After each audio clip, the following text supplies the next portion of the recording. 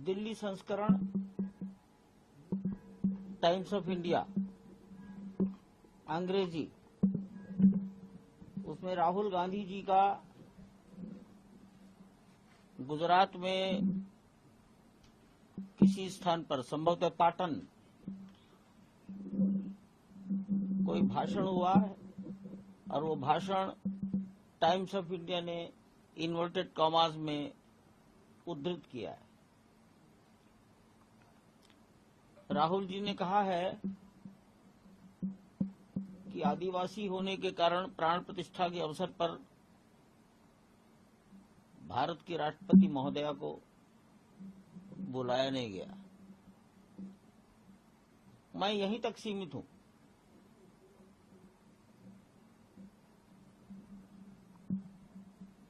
इस वाक्य ने, ये वाक्य आज बोला गया या कब बोला गया मालूम नहीं, लेकिन कल छपा। 3 महीने पहले की घटना, 22 जनवरी की घटना को अखबार में 30 अप्रैल को छापा जा रहा है। इसके कुछ निहितार्थ हैं, इसलिए मुझको ये कहना पड़ा कि उन्होंने तथ्यों की जानकारी नहीं की। समाचार पत्र ने भी तथ्यों की जानकारी नहीं की। राहुल जी को किसी ने बताया होगा, उस बताने वाले व्यक्ति ने भी तथ्यों की जानकारी नहीं की। इसलिए मैंने लिखा है कि वो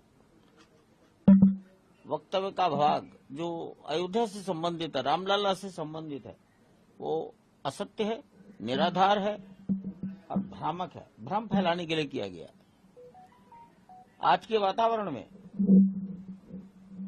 और फिर मैंने सत्य लिखा है कि माननीय महामहिम राष्ट्रपति महोदया और भूतपूर्व राष्ट्रपति रामनाथ कोविंद जी दोनों को उनके घर जाकर निमंत्रण दिया गया था। रामनाथ कोविंद जी की तो बहुत चर्चा थी, वो आ रहे हैं, छावनी में ठहरेंगे।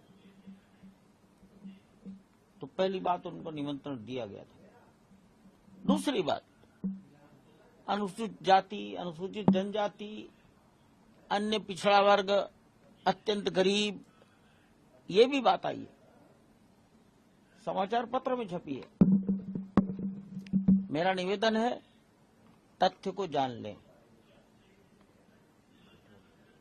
अनुसूचित जाति, जनजाति, अन्य पिछड़ा वर्ग, अत्यंत गरीब, मैं इसमें अल्पसंख्यक भी जोड़ता हूं, सबको बुलाया गया, सब आए हैं। ऐसे लोगों को बुलाया गया जिन्होंने देश में कुछ यश प्राप्त किया, जिनके कार्यों से हिंदुस्तान का सम्मान दुनिया में बढ़ा। घुमंतु जाति के संत आए हैं, रविदासी, वाल्मीकि, 150 के लगभग परंपराओं के संत हैं। इसमें सब प्रकार के लोग हैं। वनवासी, वनवासियों को ही आदिवासी कहा जाता है। आदिवासी शब्द ये भारतीय परंपरा का शब्द नहीं है, ये विदेशियों ने दिया है। अन्यथा हिंदुस्तान में कोई आदिवासी नहीं है, सब आदिवासी है। हमने डोम राजा को बुलाया है, गुड़ मंडप में बैठे हैं।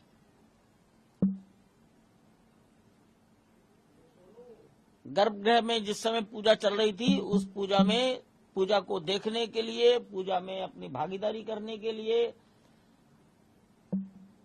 ऐसे व्यक्ति सपरिवार आए और गुड़ मंडप में बैठे। ये बात ध्यान देने की है। जहां तक मेरी जानकारी है, कामेश्वर चौपाल गर्भगृह के अंदर थे। कामेश्वर चौपाल किस जाति के हैं? इसलिए मुझे लिखना पड़ा कि वक्तव्य निराधार है।